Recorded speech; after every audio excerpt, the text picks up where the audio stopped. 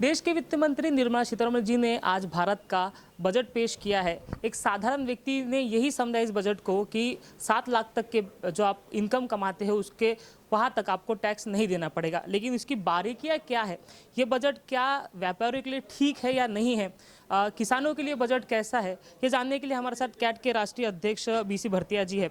Sir, इस budget को देखने के बाद क्या लगता है, कैसा बजट है, देश के लिए क्या कहोगे?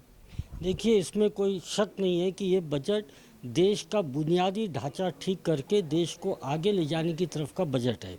अंतर्राष्ट्रीय स्तर पे एक मजबूत अर्थव्यवस्था भारत देश बने, इसकी तरफ है। युवाओं को कौशल विकास करे, व्यापारियों को कौशल युक्त बच्चे मिले, इसकी तरफ है। आपने जहाँ तक इनकम टैक्स की बात की, इनकम टैक्स में आपको ये समझना, एक पुराना रेजिम है, एक नया रेजिम है। पुराने रेजिम में कुछ भी नहीं किया, नए रेजिम वालों के लिए 7 लाख तक की जो छूट की बात कर रहे हैं, ऐसा नहीं है। रिबेट शब्द इस्तेमाल किया है, तो वहाँ तक का आपको रिबेट मिलता है। 7,50,000 अगर टैक्स आपकी आमदनी हो गई तो 3 लाख से टैक्स लगेगा, ये समझना बहुत ज़रूरी है। तो छूट 2.5 लाख से 3 लाख की गई है, और 3 लाख से 7 लाख तक जो टैक्स लगेगा उसका रिबेट दिया है। और उसके बाद जो है वो स्लैब बनाए हैं, उसमें कुछ रियायतें दी हैं। तो जो लोग ये नई रिजिम में आते हैं, जिसमें से कई प्रकार की छूट वो नहीं ले सकते, उनको रियायत है। जो पुराने रिजिम में पारंपरिक तरीके से रिटर्न भर रहे हैं, उनको कोई इस प्रकार की छूट नहीं है। जीएसटी से व्यापारी त्रस्त था। एक उम्मीद थी कि जीएसटी के बारे में कुछ न कुछ अच्छी घोषणा हो जाएगी। ठीक है, वो काउंसिल का विषय है, मगर काउंसिल की चेयरमैन एक डायरेक्शन दे सकती थी कि आगे हम जीएसटी में क्या करेंगे। वो डायरेक्शन हमको कहीं दिखा नहीं। कर्ज के बारे में अच्छा काम किया है। 3 करोड़ तक के कर्ज के लिए क्रेडिट गारंटी कॉरपोरेशन का प्रावधान किया है। एक यूनिफाइड रिटर्न की बात की है। पैन आपने दे दिया तो केवाईसी कंप्लीट हो गया। एक जन विश्वास की बात की है। ये सारी चीज़ों को ध्यान में रखते हुए मुझे लगता है कि बजट अच्छा बैलेंस्ड है, और ये एक तरक्की की तरफ देश को आगे ले जाएगा। विरोधी ये कह रहे हैं कि पुराने ही बजट को जो है नया चोला पहनाकर पेश कर दिया गया है। इसको किस तरह से देखते हैं? नहीं, कोई पुराने को नहीं। देखिए, कभी भी जब बजट होता है तो सरकार का किस भावनाएं क्या हैं, और सरकार संदेश क्या देना चाहती है, और सरकार कौन कौन से मुद्दों को हाथ लगा रही है, ये महत्व का होता है। आज जितने हमारी कोस्टल है, भारत देश तीन तरफ से पानी से घिरा है। वहाँ पर जिस तरीके से विकास की बात की है, टूरिज़्म के विकास की बात की है, 50 जगह चिन्हित किया है। टूरिज़्म आप देखेंगे तो दूर दराज और आदिवासी एरिया में टूरिज़्म ज़्यादा होता है। वहाँ के विकास की बात की है। बच्चों को कौशल विकास की बात की है कि उनको ऐसा विकास करे जिससे उनको रोज़गार मिल सके या वह स्वरोजगारी बन सके। डिजिटल लाइब्रेरी की बात की है, डिजिटल प्रमोशन की बात की है, यानी बच्चों को आधुनिक बनाना। आप एक चीज़ देखेंगे, जब वित्त मंत्री कहती है कि टेक्नोलॉजी आधारित नॉलेज ड्रिवन अर्थव्यवस्था रहेगी, यानी पूरा फोकस टेक्नोलॉजी और नॉलेज की तरफ है। भारत युवा देश बनने जा रहा है, विश्व का सबसे बड़ा, तो इसलिए युवाओं को ध्यान में रखते हुए बजट को आगे बढ़ा। बैलेंस बजट दिया गया। हाँ जी। हमारे साथ और भी लोग उनसे बात करते हैं। सर, क्या नाम है आपका? मैं ज्ञानेश्वर रक्षक, नागपुर चिल्लर किराना व्यापारी संघ का महासचिव हूँ। और इस बजट के अंदर में सही मायने में अगर कुछ होना था तो हमारे जो छोटे छोटे व्यापारी हैं, जैसे किराना, अनाज और बाकी चीज़ों के जो व्यापार करते हैं, ये व्यापार के अंदर में सबसे बड़ा रोज़गार होता है। और उस रोज़गार के माध्यम से इस शहर के, इस देश के आर्थिक विकास में हमारा बड़ा योगदान है। मगर इस आज के बजट में टैक्सेस प्रणाली के बारे में हम सोच रहे थे कि जो जीएसटी में जो किचकट प्राविधान है, जो इसके पहले वैट करके वो कानून लाया गया था, उसके बहुत से केसेस हमारे छोटे छोटे व्यापारियों पर चल रहे हैं। उसने अपना टैक्स अदा किया है, मगर बड़ी कंपनियों ने, बड़े व्यापारियों ने उसका जो ये था हिस्सा, वो टैक्स का हिस्सा उन्होंने न भरने के कारण दोबारा टैक्स हमसे वसूल करा जा रहा है। मुझे बताओ छोटा व्यापारी अपने बदौलत कैसा खड़ा रहेगा, इसके बारे में कोई भी, क्योंकि बड़े लोगों के बारे में सोचना ये शासन का काम हुआ है क्या, कि छोटे व्यापार को अगर सोचे तो छोटे व्यापार के रोजगार को अगर सही तरीके से इन्होंने कुछ प्राविधान इसके अंदर में किए होते तो मुझे लगता कि एक सशक्त व्यापार, और आज जो युवा आप सोच रहे हो कि युवा रोजगार स्वयं रोजगार की तरफ बढ़ना चाहिए, तो मुझे लगता है कि स्वयं रोजगार के लिए बढ़ने के पहले जो कौशल विकास की बात कर रहे हैं, तो वो कौशल्य कैसा आएगा, वो डिग्री से नहीं आता है। आज हमारे यहाँ एमएससी और बीएससी एग्रीकल्चर बने किए हुए बच्चे कभी खेती में नहीं जाते, वो चार दीवारों के बीच में खेती की बातें करते हैं, खेती की पढ़ाई करते हैं, और खास खेती में कभी जाते ही नहीं हैं। तो उनको खेती में लाने का प्रयास, ये युवा को आगे रख के और छोटे व्यवसायिकों को एक प्रोत्साहन करके और अच्छी कानून की जो किचकट कानून है उसको सही तरीके से बनाने का प्रयास अगर इस बजट में होता तो मुझे लगता है हमारा रोजगार बढ़ता और युवा आत्मनिर्भर बनता, ऐसा मुझे लगता है। तो छोटा व्यापारी इस बजट से नाराज है फिलहाल?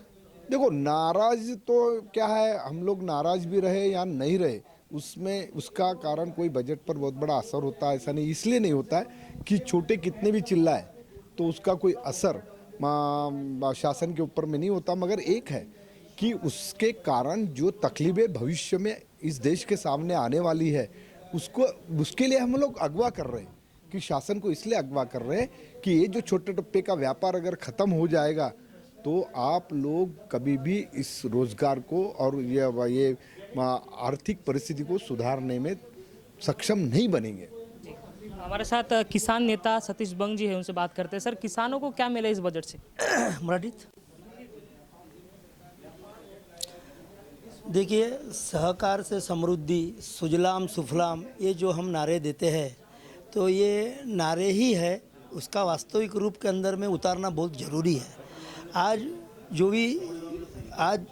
भी किसान के बच्चे हैं वो किसानी नहीं कर रहे हैं, क्यों कि आज वहाँ पे उनको कुछ ऐसा फिनेंशियली रिटर्न नहीं दिखता है, तो वो सब जा रहे हैं औद्योगिक इंडस्ट्री के अंदर में जा रहे हैं, जॉब करने जा रहे हैं। वहाँ पर भी उनकी पीछेहट हो रही है, क्योंकि वहाँ पर भी काफ़ी समस्याओं को उनको सामना करना पड़ता है, तो फिर वो बैक हो जाते हैं। तो अभी जो शासन ने जो बात करी कि भाई हम 3 करोड़ रुपया विदाउट कोलेटर सिक्योरिटी से हम कर्जा देंगे धंधा करने के लिए, तो अभी क्या हो रहा है देश में, जो किसान की अभी की जो जनरेशन आ रही है वो सब खेती तो नहीं कर रही है, तो वो इंडस्ट्री में आ रही है, व्यापार में आ रही है। तो ये तो बहुत दूर की बात हुई, 3 करोड़ तो बहुत बड़ी बात होती है। छोटे छोटे भी लोन उनको 5-50 लाख रुपए मिल जाता है, तो अपने गांव के अंदर में वो अपना बिजनेस या अपना छोटा उद्योग, गृह उद्योग शुरू करके अपनी उपजीविका कर सकता है। तो रही बात दूसरी कि जो हरित क्रांति के लिए हम सेंद्रीय खत के बारे में जा रहे हैं, तो अभी गौ संवर्धन एक योजना बनाई है सरकार ने। तो पहले भी इसके जो गोबर गैस प्लांट होते थे गाँव के अंदर में, उससे भी हुआ, वो भी अनसक्सेस हुआ। तो इसके अंदर में अवेयरनेस की बहुत ज़रूरत है। अभी जैसे दूध डेयरी भी चलती है, कुछ दिन में बंद हो जाती है। तो ये जो बंद और चालू का जो बातें होती है, इसके अंदर में कोई सा लोग ले लेते हैं, सब्सिडी ले लेते हैं, बंद कर देते हैं। तो अभी ये इस प्रकार का ये फिर पैसे का दुरुपयोग होता है। कई लोग एनपीए हो जाते हैं, उनके अकाउंट बंद हो जाते हैं, वो आगे का भविष्य उनका अंधकारमय हो जाता है।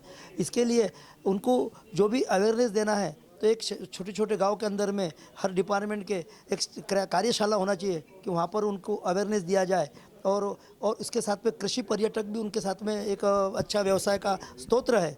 तो कृषि पर्यटक के माध्यम से भी उनकी उपजीविका बढ़ सकती है। हो रहा है धीरे धीरे, पश्चिम महाराष्ट्र में इसका अच्छा उपक्रम शुरू है। हमारे विदर्भ में भी इसके काफ़ी स्कोप है। आज आदिवासी के अंदर में, आदिवासी इलाके में गढ़चिरौली, चंद्रपुर में हम जाएंगे, भंडारा जिले में जाएंगे, तो वहाँ पर भी ये इसके धार्मिक स्थल है, उनका जीवन यापन कैसा करते हैं वो भी हम देखने की ज़रूरत है। तो ये कृषि पर्यटन के माध्यम से शासन ने इसको ही बढ़ावा देना चाहिए। सतीश जी, एक सवाल ये है कि तमाम जो है सरकारें ये बात कहती है कि हम किसानों के लिए काम कर रहे हैं। इसी सरकार की बात की जाए, 8 साल उनकी सरकार को हो गए हैं। हमेशा ही कहा है मोदी जी ने कि हम किसानों के लिए काम करते हैं, उनके आय बढ़नी चाहिए, ये काम कहते उन्होंने कहा था 2022 तक उनकी आय दुगनी हो जाए, ऐसा भी उन्होंने अनाउंसमेंट किया था। 8 साल उनके पूरे सरकार में हो गए, बावजूद इसके हम देखते हैं कि भारत देश में किसान जो है कर्ज से दबा है। उसी के कारण वो आत्महत्या उनके जो है प्रमाण बढ़ गए। इतने सारे अनाउंसमेंट करने के बाद, इतने सारे नई योजना लाने के बावजूद ऐसी क्या चीज़ है कि देश का किसान जो है आत्महत्या करने में मजबूर है? किसानों को आज भी वो अपने मूलभूत सेवा से वंचित है। जैसे सिंचन की सेवा है, उसका जो किसानी माल रखते हैं वो रखने की उसकी सुविधा नहीं है। बाज़ार में आते हैं, बाज़ार समितियों के अंदर में उसका माल गीला हो जाता है, कई बार उसका माल डूब जाता है, बह जाता है, तो उसकी वापस भी फटी माली हालत हो जाती है। तो सरकार घोषणा करने से नहीं होता है। वहाँ पर उसका जो एक मराठी में एक पानी अड़वे पानी जुड़वा की जो बेसिक स्कीम है गवर्नमेंट की, नो डाउट, लेकिन वो अमल में नहीं आती है। क्यों नहीं आती है, ये तो शासन ने विचार करना चाहिए। आज सरकार बोलती है कि हम 2022 तक किसानों की दुगनी आय करेंगे।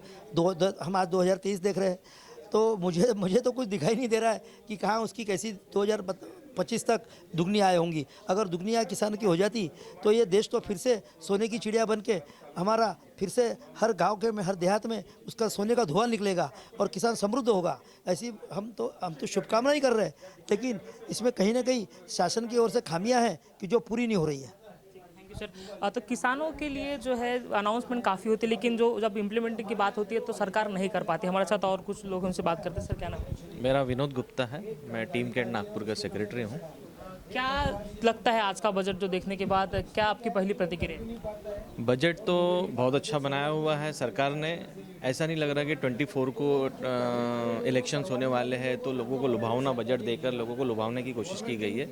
कहीं ना कहीं देश को तरक्की के लिए, देश को डेवलप करने के लिए एक बजट बनाया हुआ है, लेकिन सरकार ने थोड़ा सा रियलिटीज़ के ऊपर में भी ध्यान देना चाहिए। जैसा गवर्नमेंट ने टूरिज़्म के लिए अगर ध्यान दिया हुआ है तो टूरिज़्म बढ़ाने से तो प्रॉपर्टीज़ के रेट, रियलिटीज़ के सेक्टर बढ़ेगा ही बढ़ेगा, लेकिन रियलिटी सेक्टर्स के अंदर में हम ये देखेंगे कि जैसे गवर्नमेंट ने प्रोजेक्ट लोन वगैरह बंद करके रखा हुआ है, तो अगर बिल्डर्स को, अगर डेवलपर्स को अगर थोड़े थोड़े बजट और फाइनेंशियली सपोर्ट नहीं मिलेगा तो डेवलपमेंट में काफ़ी तकलीफें होती है।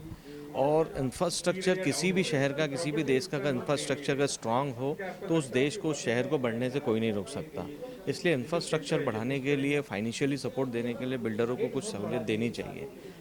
और साथ ही साथ टूरिज़्म को जो सपोर्ट मिल रहा है तो टूरिज़्म की वजह से डेवलपमेंट तो अभी बढ़ ही रहे हैं और टूरिज़्म के ऊपर में ज़्यादा ध्यान देने की आवश्यकता है। अनाउंसमेंट ज़्यादा होती है, ऐसा कहा जाता है। जो लोग विदेशी लोग हैं वो कहते हैं कि India is a country of announcement. Implementation नहीं होता है। अभी घोषणा जो हुई है, कई सारे घोषणा इस बजट में भी हुई है, क्या इम्प्लीमेंटेशन का हम देखते हैं? क्योंकि लास्ट बजट के कई सारे प्रोजेक्ट हैं वो इस साल भी कंप्लीट नहीं हुए हैं। नहीं, मुझे ऐसा नहीं लगता है कि इम्प्लीमेंट और एक अनाउंसमेंट जो होती है तो उसके अंदर बहुत से हद तक आज की समय में मैं देख रहा हूँ कि जहाँ पर सरकार पूरी कोशिश कर रही है वो सब चीज़ें करने के लिए, लेकिन कहाँ फाइनेंशियली सरकार को भी तकलीफें आती है। वो चीज़ें हमने समझ के लेके चलनी चाहिए और गवर्नमेंट अपनी तरफ से पूरी यानी कोशिश कर रही है कि जो उन्होंने अनाउंसमेंट किया है वो पूरी कर सके। इसमें तो आज देश का जो है बजट पेश किया गया है। निर्मला सीतारमण जी ने जो है देश को बजट सौंप दिया है और बताया है कि कई सारी रियायतें जो है वो दी गई है।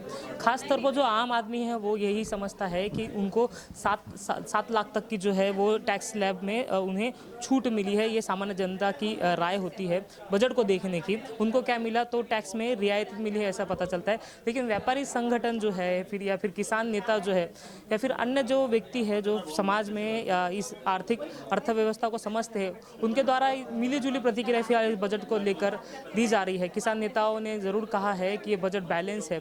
वही व्यापारी संगठन ने कहा है कि ये बैलेंस ज़रूर है, लेकिन व्यापारियों को इसके ऊपर ध्यान नहीं दिया गया है। उनके जीएसटी जो है, जीएसटी बिल के ऊपर भी कई सारे सवाल खड़े किए गए हैं। ये बजट में व्यापारियों को कहीं ना कहीं दरकिनार किया गया है, ऐसी भी बात फिलहाल सामने आई है। तो कुल मिलाकर मिलीजुली प्रतिक्रिया जो है इस बजट को लेकर दी जा रही है। कैमरा पर्सन दिनेश कुंबरे के साथ अमित वांद्रे, नागपुर समाचार 24। महिला स्वरोजगार बहुउद्देशीय संस्था Nagpur mega trade fair, handloom, handicraft exhibition and amusement park अब इस बार नागपुर के रेशमबाग मैदान पर, जहां आप परिवार के साथ कर सकेंगे मस्ती। झूलों की दुनिया पर होगी आसमान की सैर, खाने का मिलेगा स्वाद, खरीदारी भी होगी खास। तो आइए रेशमबाग मैदान 20 जनवरी से 9 फरवरी के बीच। संपर्क करें 9921 911168 और 9511239541 पर।